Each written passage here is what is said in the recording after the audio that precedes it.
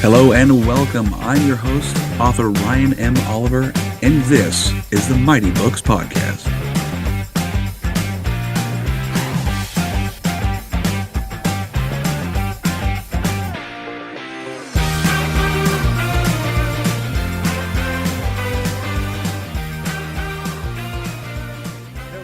Everyone, welcome back to another episode of the Mighty Books Podcast.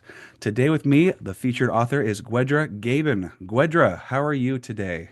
Great. How are you doing? Oh, fabulous. Just telling you how fabulous and wonderful the sunshine is. I've got a whole dose of vitamin D. I'm not sure what to do with. I think I'm overdosing. It's like superpower. You just charge. I kind of feel like that, like, oh my gosh, where was this energy yesterday when I needed it at work? So anyway, Yeah. always need more for work. But we're here to talk about you and your book. What is the title of your book?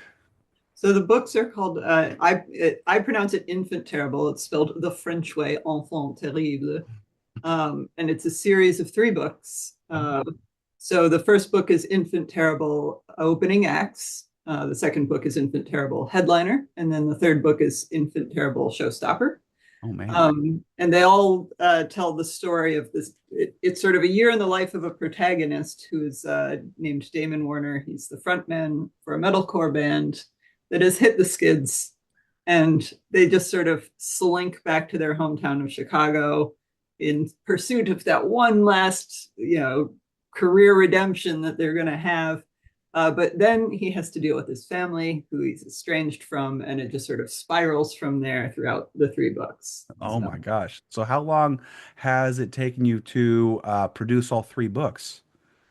Well, the long answer, it took about 13 to 15 years of, from inception to publication.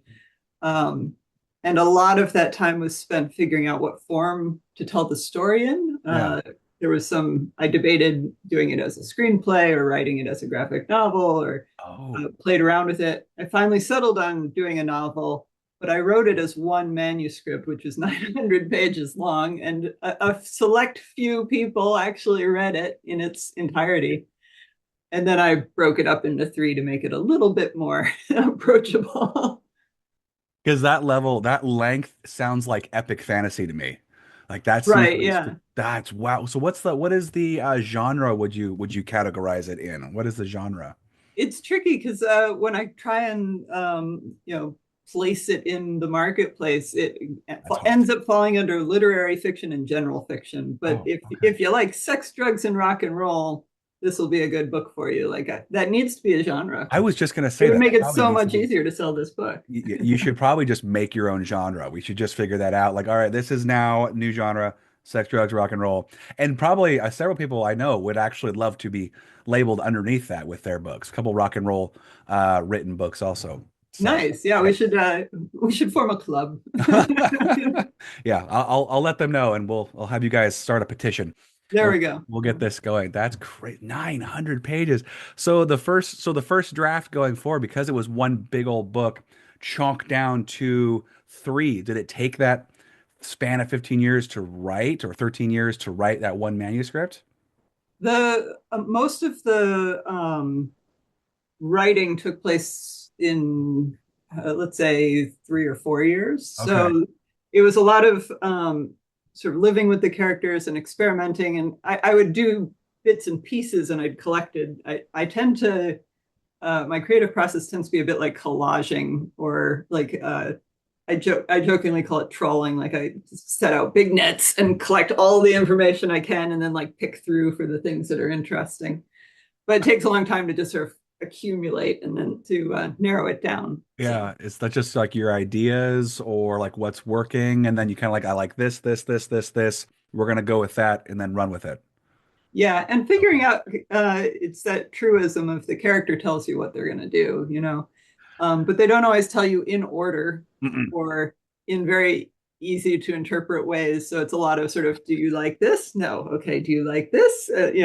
Can we make this storyline, play out the way in this way that would be satisfying. And Right. And then having to sometimes go back and add a couple things or take out a couple things to sew in something new that might help enhance it later that matches better. It's a lot of I call it like sewing. It's a lot of I missed a stitch. Oh, I missed a stitch. Oh, I missed a stitch. Oh, that popped. Let me go over there and yeah, realign this.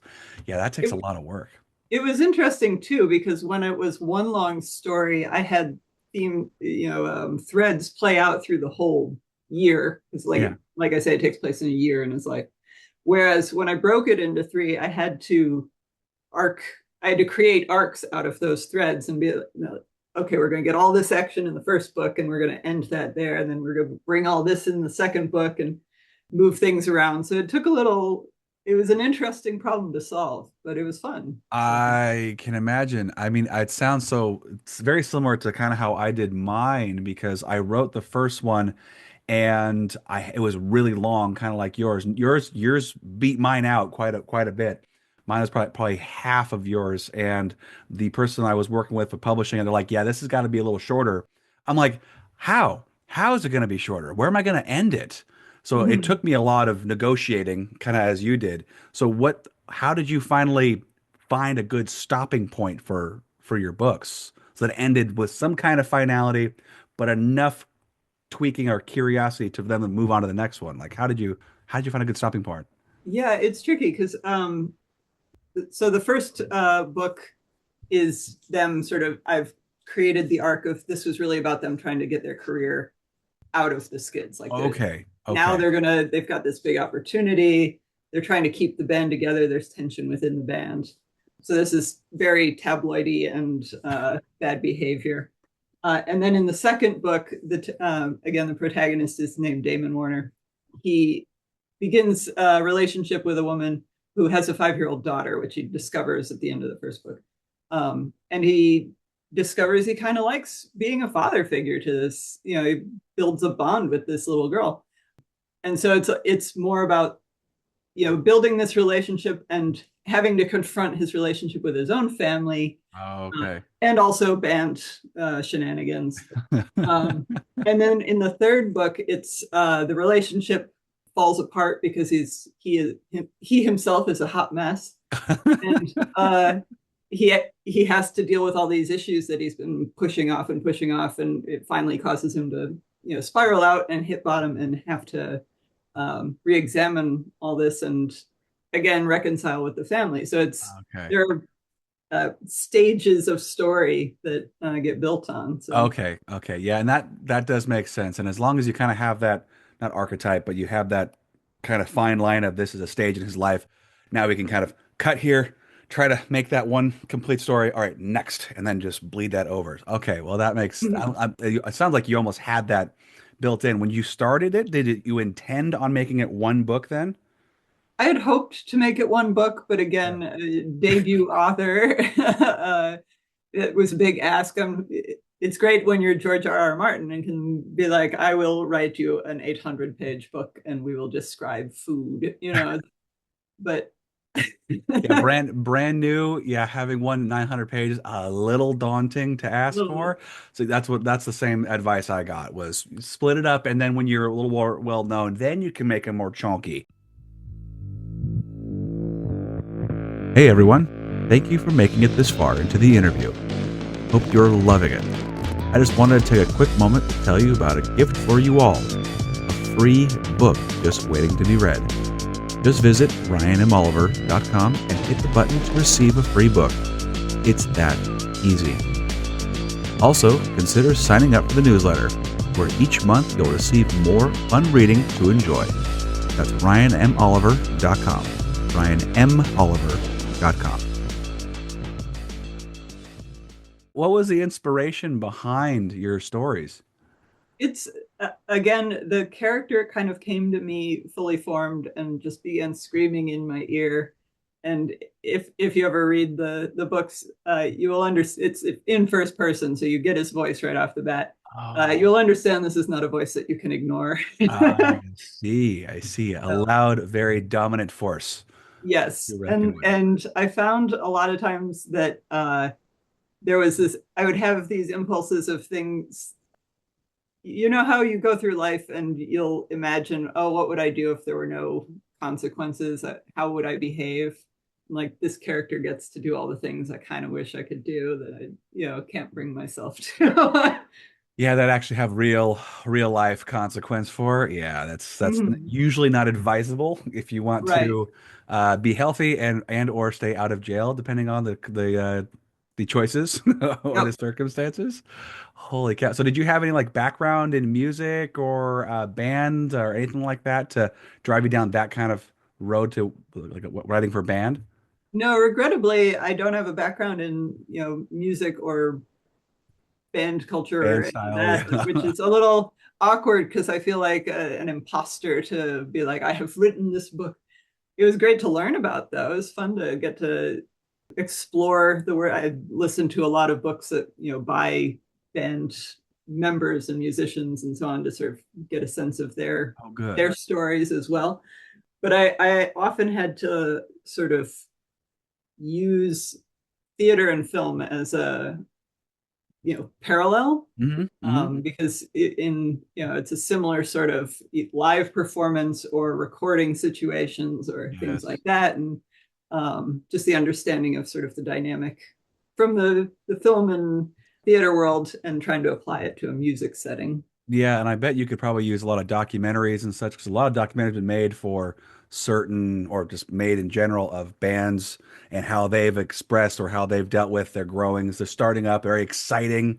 Everyone's in sync together. There might be a little couple of tips, but it's not big enough to worry about. And then as success becomes, it's like now we start to see the personality issues and the differences and the conflict, and that comes out further and it makes for a very interesting story and dynamic. So I'm sure you could pull from any one or two bands that you like listened to or watched or read about or that like stuck out to you that kind of helped move the story forward at all. I mean, the books that sort of helped me get a toehold on the tone I was trying to set were like Long Hard Road Out of Hell, the Marilyn Manson Oh, okay. autobiography, and The Dirt, which is the Motley Crue autobiography, but it's multi. But Okay. like also like you come to realize that a lot of these musicians and performers are extremely articulate and very incisive. Like they have great observations and they express them well. And towards the end, like I already had drafts written. I was listening to The Storyteller, which is a Dave Grohl book. But like the way musicians express themselves is really interesting to me as well. Like these are really interesting people who are good at telling stories about it. It's an interesting kind of parallel too. They're good at telling stories, but they're also, I guess you call it smart enough or able to weave into a song that way and that enough that a resonance with people. So I mean Mm-hmm. that was always to me separate two separate things is you either can tell a good story, you can write a good song, but it's kind of cool that people can kind of marry those two together and Mm-hmm. make it. I mean, I guess I have heard songs that tell a story, but it's usually it's like almost communicating a feeling or an event that happens and it's blurry, but that makes sense that you actually have that kind of that skill. Sometimes they're so poetic as to be sort of mystifying. Like System of the Down songs have no Yeah. literal sort of lyric to them, but they're so interesting to listen to. Yeah, like you're always wondering, like, what do they mean by that? 'Cause Right? it's always interesting to get like the origin of where they get inspiration from, for songs. You never would have think like, oh, this has got to be this. It's not.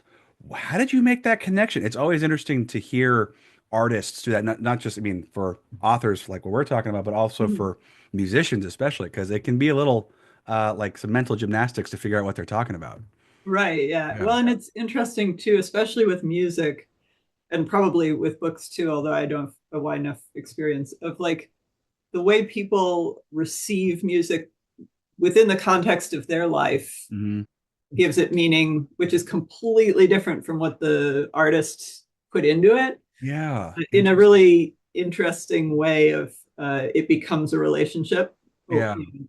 with the touch point of a song. Yeah, that's a good point too.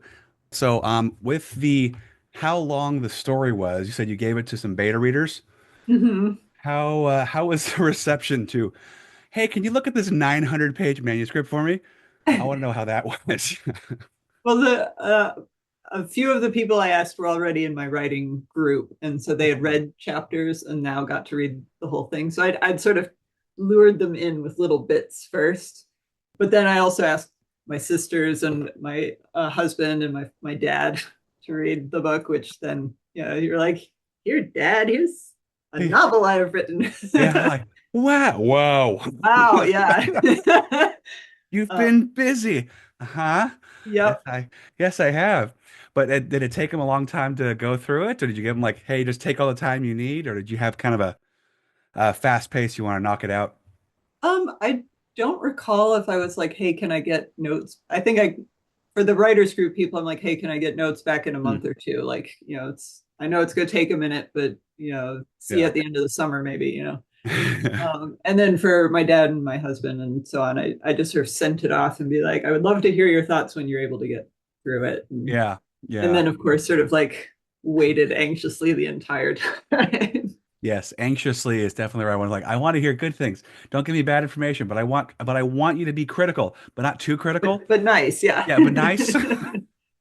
It's such a hard thing to put yourself out there and how we deal with criticism is very challenging. It's like but if you love something so much like writing stories, you're gonna have to get used to that. So, Yeah. but what was were there any like major changes that had to happen between all the feedback you got, or was it you're pretty on par? It was pretty on par. The biggest changes between the initial manuscript and the later drafts was dividing it up. Oh, okay. But yeah, the major thematic elements all seemed to be there, which was good. So Yeah, yeah, I bet. Now, when you gave it over to the editor at all, did they have to do anything crazy, or was it a pretty good seamless process? it seemed to be pretty seamless. I did a pretty in-depth rewrite, so by the time I was sending it to an editor, I told him that like I'm happy to take story notes on it as you're going through, but Hmm. mostly it was copy edit and then proofread and story edit. I can't remember the order now, Okay. but Oh, okay. Yeah, it like, was mostly sort of a copy edit, but not. But they were free to give bigger notes if they wanted it. I would still make changes if they oh, were. okay. And then did you release all three at the same time, or were they in like progression? They were in progression. I released the first book in 2001, Oh, the okay. second book in 2002, and then the third one in 2003. So blessings upon the people who read the first one and then had to wait a year for the second one and then had to wait a year for the third one. That's always a challenge with writing a series. You have to wait and wait. And the good thing was, I wish I would have done what you did, was write the whole thing and then split it up and send it out because you have at least you have an expiration date or you have a release date. Mhm. People like myself who are still writing the series, there's no release date. It's gonna get out when it gets out. So Yeah. at least that's some comfort. Like, okay, just put it out of my mind. It'll be a year and it'll be here. All right, cool, cool. So that's exciting. Did you do any launches or anything marked for marketing at all? We did a book launch for the first book, but at the time the quarantine was only just lifting, so it was like a backyard event with people, which was fun and like sort of hometowny, which was nice. And then for the later ones, by day I work for an animation studio doing production management, so like I just didn't have the time to do a proper launch and that as well. So Fair uh, enough. Fair they enough. sort of got slipped out there. Which I mean, it seems to be kind of how it goes with how technology is nowadays. It's almost moot to do it in person because a lot of times you're getting people who already know who you are, already interested in the book. I know the big point was to kind of rein in people who you've not kind of gathered. So, but it's still a cool celebration that hey, I've completed this cool project. Come celebrate with me. Mhm. So that's always a fun one too. Now And now, Oh, are go ahead. you self-published? I'm self-published, so Yes, it's I'm self-published too. yeah. So it's a little bit like as much as you can build up the gumption to do is what you get to do. Yeah, So, and I don't know how you feel about it, but I always get very like, what I don't feel like I don't like talking about it. Like it feels braggy, like, oh, look what I did. I don't mhm. know why I feel like that, but all the people I've talked like, well, that's really the only way you're gonna get your stuff out there is by talking about it. It's like, I know, but but I was told to Yeah, be exactly. humble. But it's like you got to go out there. I have these two conflicting things in my brain, and it's just so challenging to fight that. So, do you have issues with that as well, or combat that kind of struggle? A little bit. I've definitely learned that the skills for writing a book and the skills for selling a book are two vastly different things, Oh and man. uh, that I have affinity for one and not the other. But I do find it a lot easier to talk about the books and myself in sort of a conversation like this, conversational setting, rather than just trying to be like, Gwydhar Gebien is Yeah. a author and artist and works in film. That like Yeah. then it feels very self-impressed, and that's Yeah. feels out of character, which is the problem. Like it doesn't feel authentic to me, and that's where I really get hung up on it. I think you hit on the head. It does not feel authentic to you. And yeah, well, it's showboaty. What was the word I had? I had it as when you were talking, and then it just kind of course, fell out of my head. Yeah. Oh, like cold contacts, like cold contacts. Like I have a hardest time with just saying, like when we go to, I do every year we go to a summer art festival, and I'm able to sell the book Sarah, which is kind of cool. It's like my one time a year I let myself go and sell out about. Otherwise, I'm just doing everything online and doing what we're doing right here. And it's so strange. People who are veterans to this, like a lot of the guys and gals I work with or go out with, they've been doing this forever. And so they Mhm. have no qualms with like, check this out, check that out, look at me. And it's like, I don't know how you do that. Okay. Yeah. And but warming up to the person talking, oh, so you write a book? Yeah, I wrote a couple books here. We just start talking about, they ask questions, and then that I'm cool. But the cold call thing, it's just so hard to deal with. So. Yep. Yep. Yeah, but it's fun. You just try to kind of pitch that part of you out of brain for a little bit, and otherwise you're not going to sell much, at least in person. But Right. Yeah. yeah. So what's the feedback you've gotten from readers? It's been very positive, which was very edifying for, again, being a sort of first time novelist. Hmm. I submitted it for reviews through like Kirkus and Midwest Reviews and a bunch, quite a few, and got really good reviews. Overall, I got one stinker, which I have not shared yet. Also, it's tricky because I can see that it's not necessarily content for everyone, and if you get someone and it's just not for them, I Hmm. don't blame them for sort of not being into it. Yeah, yeah, Um, it, so, yeah. Art. I mean, art isn't for every piece of art isn't for everybody, mhm. and that's the hardest thing. We want to be accepted by all, but it's just not reality. So, and you just kind of try to take the positive as you can, as much as you can, and use that as fuel to keep working.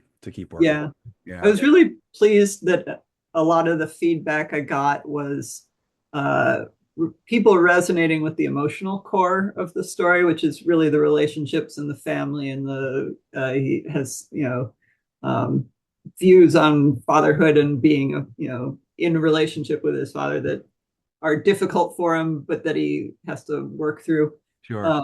That I thought those parts would be the like boring feeling parts to the people who came to it because they wanted the sex, drugs, and rock and roll and bad behavior and whatnot. Yeah. Um, so I was really edified that a lot of people really liked that part, and that the other stuff was just sort of fun, chaos around the edges. Yeah. Fun chaos around the edges. I like that's a great descriptor. You should put that on like a young fun chaos around the edges. Nice. I don't know, sew it on a pillow or something, or put it on a I don't know. Needle So point. sex, drug, and rock and roll. Ha ha ha. Yeah. Anyway, so your character is more or less an anti-hero then? Yes, in the sense that he's not a character that you would naturally want to idolize is too strong of a word, but like Yeah, it's not someone you look up to. yeah, yeah. He's a hero in the fact that he's a rock star. You know, we idolize rock stars and put them on pedestals, and they're almost like gods to certain people who love the music. And but yeah, anti-hero, not like someone like, I want to be like him. In what ways? Right, In yeah. what ways? Not a role model. Yeah, yeah, yeah. Not completely. He's got the drive, but he makes some bad decisions. But inherently, that makes him interesting. Right. It's Yeah. fun writing for me, writing characters that are unlikable. This likability is always death knell of a protagonist. Like if you're writing a normal hero, Hmm. uh, there's always this impulse to make them likable and to make them good and noble and have no flaws and no problems. And this guy is not that. He Yeah. has lots of flaws and lots of Yes. problems. He's manipulative and mean and bad tempered and if he can find a bad decision, he will seek it out to make it. But it's fun to watch follow characters like that, especially when they get consequences, which he gets Mhm. a lot of consequences, and learns from them because then you get to root for them even though you don't like what they're doing and you Yeah. feel for them. So Yeah, you get invested in their life, and then you start like as you're reading, go, no, don't make that. Stop it. No, he did it. He did it, and we're did gonna it. see what happens. Yep. How does he get out of this kerfluffle this time? Ah, okay. And yeah, you start rooting for him. I've grown to love writing for villains myself Mhm. because it's just things I would not normally do. And the heroes are still fun because they get to fix the problem, they get to save the day. But causing mayhem is really exciting. That's why, we get excited like lighting fireworks. Could be destructive. It's kind of dangerous. It's kind of fun. Cleaning up Yep. after it, kind of not that fun. So Right. less exciting, less exciting. So I want to also highlight something on your bio here. It says that you were diagnosed with depression, ADHD, and all that. Does that at all affect your writing? Yeah, Yeah, it's interesting because the diagnosis came after I'd finished with the drafts of this. Like I was really? in the process of publishing them, so I wasn't sort of creating new writing at the time. Yeah, And then sort of looking when you get an adult diagnosis of something like ADHD or autism, especially if you're a woman, um, you spend a goodly amount of time like rethinking your life and being like, oh, now that makes sense. interesting. And Interesting. so among that, I was looking back on the themes I deal with and the arc of the character who feels like an outsider and doesn't, quite know how to fit in and things like Yeah. that. And I'm like, oh, I'm writing about myself. Well, there's always a reflective mirror in the stories you write. That's the whole thing. Now, how did that even come about? Like, did you like think I might be this and go to the doctor or someone said something? It's very interesting as an adult getting diagnosed with autism, ADHD. I mean, I could see ADHD coming up because that's very much behavior. And I know I'm kind of making a long-winded question, but with autism, it was interesting. I worked with a lot of kids who had autism, and most of them were boys. What I Mm-hmm. found many, many years later was that the information gathering research on autism was primarily aimed at boys because they had the most, I'm going to go with the word destructive or odd behavior, Disruptive, yeah. more obvious behavior, Mm-hmm. where girls are a little more socially adept to kind of mimicking the social norm. And a lot went under the radar until Mm-hmm. recently, where we're like, hey, this is actually a trait. It is. Oh, oh, there's more than we thought. Yeah, Yeah, it was really interesting. There are so many things I want to respond to in that I may jump around. that's okay. Um, that where to begin now? I know. So growing up, I was probably hard to pick out as being the ADHD and or autistic because I was very self-contained. I got Hmm. labeled shy a lot. I got quiet. Pleasure to have in class. Got a lot of that because especially in elementary school and so on, where the rules are very clear, I was good at rules. Yep, we sit quietly. We work Yep. on it. I started running into problems in my teen years where, like, naturally my peers knew how to negotiate the whole rebellion thing and dating thing and relationship thing, which I'm sure sounds very silly to them. They're like, well, you didn't know what we were doing. But, like, I was trying to watch and study it like a anthropologist trying to figure out, okay, how much rebellion is good and um Where's the gauge here? Where do I fit in on this? Yeah, and I just never understood why I didn't know how to do it naturally. What they knew that I didn't, you know, Like the urge to rebel.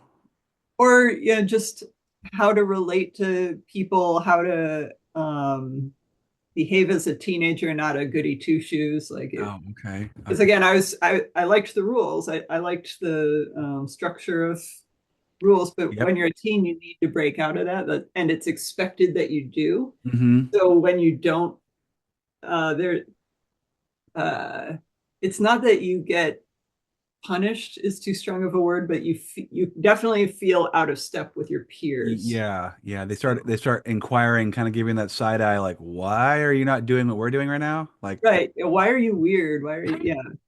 Um, yeah. and also the I didn't realize there are different flavors of ADHD, that it's not all jumping around or high energy necessarily. Really? There's also inattentive, which is what comes up for me, where I will go off into my own little mind and tell myself a story, and and as a young person, I never realized that I was going farther into daydream than normal people did. Now, as an adult, I will find myself sitting in a Zoom meeting and I'll be like, oh, I thought that thought too loud. I didn't hear the meeting. Like, yeah, I can tell when my attention has gone far enough into my own head that I've lost, That's hilarious. presence. So. I say it's hilarious because like my wife and I were just having a similar conversation with how you're describing everything as how we've operated since we were wee tykes as well. It's just that's just I feel like it's a creative thing too. I feel Mm-hmm. people who are more creative tend to be on maybe the ADD or ADHD spectrum. And I always thought H hyperactive was physical. So you can have hyperactivity up here versus body. Yeah, Interesting. and you can hyper focus on things. Like if I'm interested in something, I will Oh, be very attentive to it. laser. Yeah. And if I am not interested in something, it is painful to keep my attention on it. Uh, I, I don't know where I read this from. Maybe it was from I took a couple psychology classes in college and maybe one in high school. They say that everyone to some degree has like ADD, ADHD, or even a bit, autism, depending on the spectrum, or not depending on the spectrum, depending on the person. Mhm. OCD, all of the alphabet soup, everything has a little bit. It's just kind of how our minds work. And I think Mhm. it's fascinating, actually. It's like because some people are just so engaged on one thing, like the savant thing. What the crazy savant thing? That's wild. People just can't operate normally, but they are so intelligent on this one core subject. The Mhm. mind is so interesting and it's so vast. We don't know anything about it really when you map it out on a when you chart it out. Yeah. It's just crazy. But how did you get diagnosed? Like what drove you to get diagnosed? Yeah. Okay. That was where I was going to go with it. It's all good. the the books actually really helped get me there. For a long time, I would go through cycles where I would be fine for a while, and then I'd struggle with a period of deep depression, and then I'd come out Interesting. of it, and then I'd struggle with a period of high anxiety, and like I'd just be knotted up, and Interesting. these would sort of cycle through every 4 or 5 years, and there would just be like this period of low and this period of tension. Wow. Um, and for a long time, that's what I was mostly trying to manage. Mhm. And then in the course of writing these books, there was a an author that I admired, and I met at a book signing and got invited to an event. I'm like, oh, we're going to be best friends. It's going to be awesome. And like the event went fine, and they were lovely, and then just I never heard from them again. And I took that as I took it as a rejection. It wasn't, Yeah. I don't think, but a fun side symptom of ADHD is rejection sensitive dysphoria, which is like Oh, really? perceive a rejection and it like hits at your core. It's a very deep emotional upwelling feeling. Um, and that kind of sent me into a bit of a spiral. I was already headed into a depressive phase, and that really Oh, aggravated it. And I'm like, you know what? It's time to go get therapy. I'm working a job and I have insurance. Let's do it. Which took several tries, because if I have one recommendation for people is get a therapist when you don't need one, like when you feel oh, like you're okay. doing well. Because if you're in a crisis, that whole speed dating process of trying to find a therapist that resonates with you is difficult and painful and like I could imagine. yeah. I could only imagine. But anyway, yeah. But I was in a twisted up enough place that I knew I needed to do it, whether they were the right fit or not. Like I needed to start talking to someone. So like while the bio says depression diagnosis, I really feel like that was just the symptom. And now Oh, that okay. the ADHD and autism have come out, touch wood, haven't had a depressive or anxious phase like that since. Good. So I Good. think having that lens to look at my life through has really eased up on a lot of things that fed into those cycling, highs Interesting. and lows. You kind of have an answer to the question of why am I feeling like this? Yeah, and I'm Is that kind much. of helping? It's really helped in a lot of times. I still get the rejection sensitive dysphoria for things. If someone doesn't respond the way I want them to, or I perceive criticism, I'll Right. spend the day sort of like knotted up about it. And I'm like, I'm perceiving this, I'm feeling this, it'll be okay, it'll Yeah. pass. But Yeah. just knowing what it is really helps ride it out. And then I Okay. don't hold on to it the way I did with that one author incident that like that lasted for years and it was so hard to get out of because I didn't know what I was trying to get out of. And so Wow. Wow. So does that affect your right? Are you working on a project now?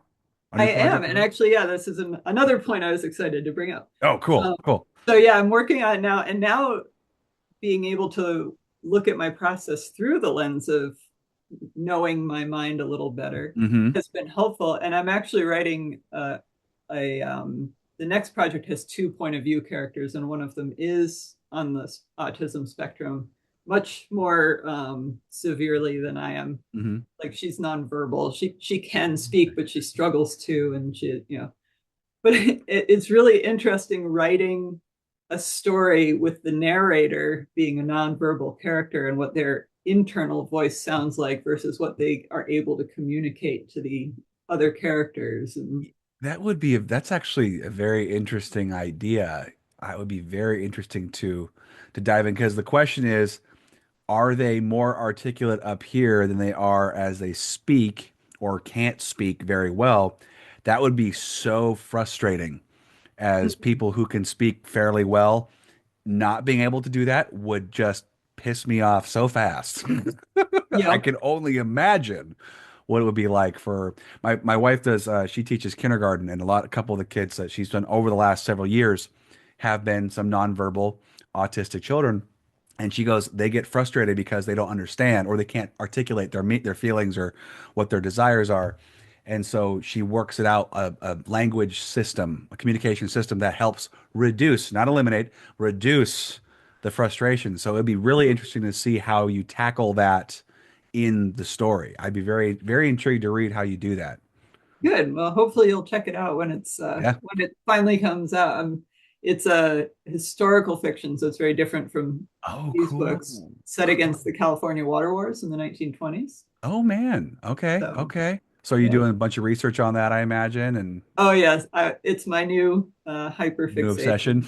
Yeah, I I have been seeking out all these historical elements, particular to California and West Coast history, which I never got to learn in school. Yeah. You learn your American history from the East Coast West. It's Yeah. like you get the That's 13 colonies true. and That is um, very true. Yeah. Yeah, that's very true. So are you going to like different places and getting all this data and talking to people and the whole nine yards? yeah, The investigator hat is on. yeah, it's fun. It's going to take place largely up in the Owens Valley, which if you look at the map of California, it's like right in the elbow Okay. next Okay. to Nevada, Okay. and it's beautiful. And the history is still very present because Los Angeles owns a lot of the land for the water rights, Yeah. and um, a lot of the employment up there is working for LADWP for water for Los Angeles. Like it's still very present there, Yeah. um, and just getting to meet people who had family members there back 100 years ago, and and all these elements, like my dad's an engineer. We got to go up and we searched out the aqueduct and he got to explain how stuff works, and it was fun. Cool, cool. Are you a person who likes to know how the sausage is made and everything like that? You want to know all the gears and see everything in the inner workings of everything? I do, although again, I need to be able to apply it to something. So having a story really helps because then I'm learning about things that I wouldn't normally seek out because I feel like I can fit them in and they will be interesting to the story. Like Yeah. earlier this week, I went out to San Bernardino where there's a state mental hospital, which has Oh, been there for more than 100 years. And they have a museum. And I got to talk with the historian and learn cool. all about, 100 years ago, what the treatment for psychiatric conditions were, what someone with autism who was nonverbal might have, experienced in those days. So I imagine it's a lot. I'm pretty sure I know, but I imagine it's very different than how we manage it today. it's very Cons- different, but it's interesting because it was before they had a lot of, certainly before they had a lot of medication options. So it was a lot of just custodial care of like you'd live and work on the farm and sort of have this big building with long hallways that you can walk through, and but also the things that got treated at a sanitarium or mental hospital were things like tuberculosis or venereal diseases as well. It's like it wasn't just what we think of as psychosis Mhm. or whatnot. It was just a lot of people who had sort of inconvenient problems, alcoholism and things like that.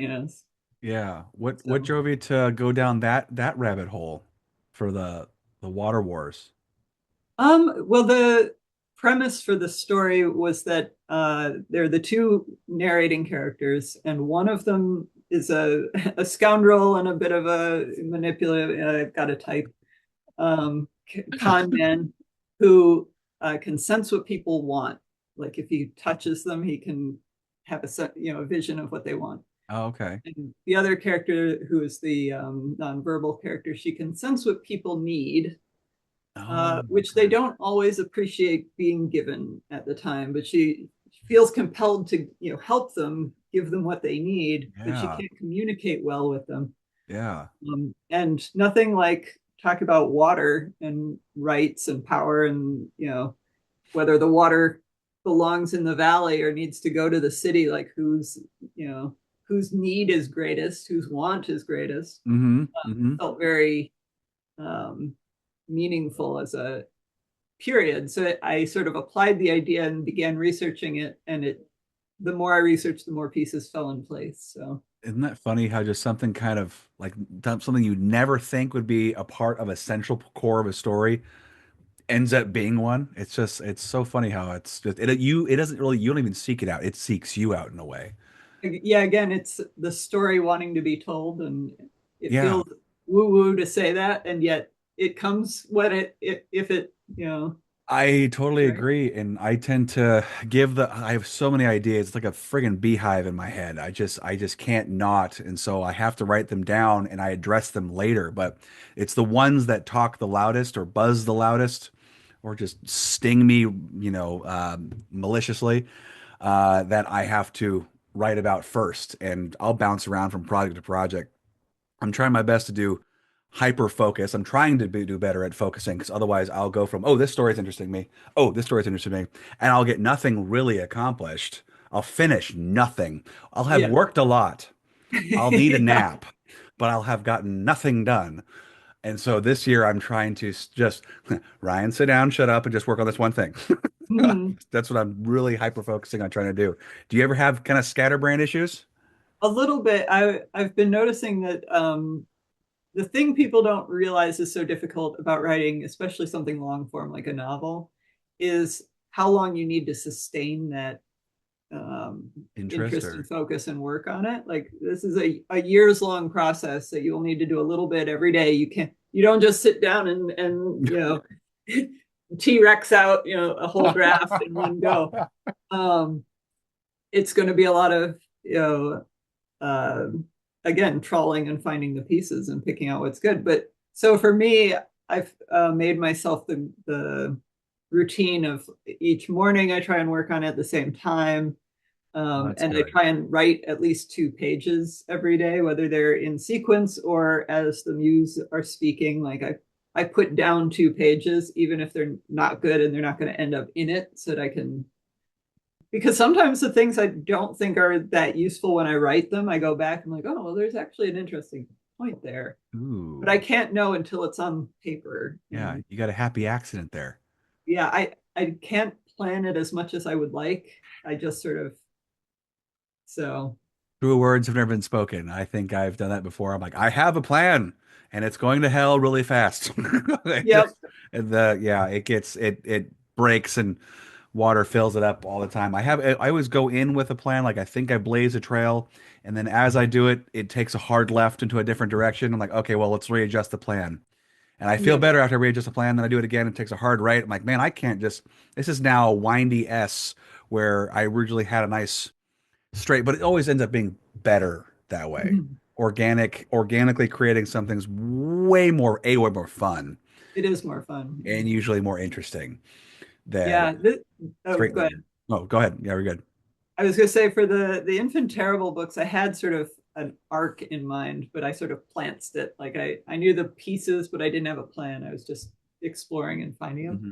So the new project was my first time trying to create an outline and then a summary and then like Oh, okay. um, characters first and then a plot. And but it is an evolving process. I'll get partway in. I'm like, okay, I know the chapter needs to kind of go here, but I then the character's like, actually, we're gonna do this other thing, Yeah. um, and it's especially tricky with two narrators because I have to be able to swap off in Mm, alternating chapters, and yeah. one character is a lot more word friendly than the other, Mm, or plot friendly, I should say. Like they're a lot more active in the machinations of what's going on. hmm. So then I'll be like, okay, I know I need a Charlotte character chapter. That's the nonverbal character. I don't know what goes in it. I just know there needs to be a chapter there, and she needs to narrate. But then some of the things that have come out have been really extraordinary because they weren't planned, but they're really interesting. So it's an That's really cool. evolution. Yeah, an evolution. Yeah, 100%. And with the going back and forth, I know how I've tackled it because my stories have many. You have a group of characters in one arc, another group of characters, another arc, and they kind of marry in the middle per the plot. And so I tend to basically write the story one half, and then I write the other half, and they weave them together to make it a more linear story. And it works out that way. I'm not having to cross. It's usually the hero and the villain is basically what you're doing. Do you have like to prep yourself before you go and do one character and then stop all, then prep and align yourself for the second character? Does it take a lot of work to realign the voice? So, sometimes it's a little tricky. Each of them have a distinctive grammatical syntax. Oh, okay. It's Sure. set in the 20s, and one of them isn't very as educated as most people. So there's some, double negatives and mixing up, tenses of words. And then, of course, the nonverbal character not understanding idiom in the same way and things like that. That if I'm writing in one character's voice and I start hearing the other, if I start feeling the impulse to put in the other character's syntax, I know that it's time to switch to the other character and that they've got something to say. They want, which again feels kind of woo woo. It's like the character wishes to speak with you now. Yeah. I know I know we think that, but it's like we say that, but anyone who I talk to who has written a book, yeah, a story of any kind, they say the same thing. It's Mhm. something in my head told me to do this instead of what I originally planned. And like that sounds really strange. It is. It is, but it's really cool to see what happens. Option one, A or B, which one are you going to choose? Well, B, because I don't know what's behind that one, and curiosity kills the cat. And just sort of the gut feeling of this is right or this is wrong. You'll write Yeah, something and you'll be like, it has all the things it needs, but it just doesn't feel right. And then yeah. you'll have to tear it apart and do it again to get it. Yeah, that instinct is so funny. It's like it's inexplicable as to how does this, why does this? It's so funny to talk to people about their perspectives on it and how they go about it, and just a lot of it's just feeling. It's just it feels right to go this way. That doesn't seem like a proper way to write a book. Oh, but it is. Everyone does it. If you might say you don't, but you everyone does. Surprisingly, yeah. Yeah, yeah. Unless it's like, a reference guide or something or a tech manual. It's all nonfiction. It's pretty much fly by the seat of your pants to some degree. Kind Yep. of building the plane while you're flying it, is kind of how I've always put it. So I want to circle back to so enfant terrible, it's infant Yep. terrible. So what made you go with that title, that with the French spelling? Well, Anything in it's particular? yeah, it's such a great expression used for an individual who's like person known for shocking remarks or outrageous behavior. It can also refer to like a child whose inopportune remarks cause embarrassment. Like there are layers of meaning to understanding it, or even like a young successful person who's sort of unorthodox and innovative and avant-garde. Like I felt Oh, like all these elements represented the character, so that oh yeah. yeah, I my only regret is that it's sort of difficult for English people to say, English speaking people to say, but if they know They what, they get to try out their bad at French accents, so it works out. yeah. I was saying, I'm like, I think that's enfant terrible, but I could be wrong. Right. So I usually just anglicize it to infant terrible for the sake of ease. But yeah. Yeah, I was like, I think that means bad baby, but I could be wrong. Right. It's a terrible child. Yeah. Terrible child, yeah. Yeah, I like bad baby, but terrible Bad child, that baby. makes bad baby. It makes sense because of his, poor life choices or poor choices as he goes about. So, I mean, it makes sense where you came from. I've never heard that term be used before, but I mean, I guess. You'll probably hear it now though that you Oh yeah, now that we've it is now made known to me, I'll probably hear it everywhere. It's like, yep. or I'll use it. I'll use it now. People look at me like, "What?" I'm like, "Pff, don't you know this? Come on Yeah, now." of course. I'll act all high and mighty. Oh, you're Gwydhar Gebien. She's the one who coined this. So get with the program. Come on Right. now. Yeah, go buy it. So anyway, I'm sure people would like to know where to get your books and get a hold of you if they have questions and all the things. So where can people buy your books? Yeah. Yeah, speaking of buying books, Yeah, they're available on Amazon and all the online booksellers, so Barnes and Noble and fabulous. whatnot. There's both ebooks and paperback, and now hardcover editions. Ooh, fancy. Yeah, so very nice. So I will hold them up again. The first book is the yellow one, that's Mm-hmm. opening acts. Mm-hmm. The second one is the pink one, All right.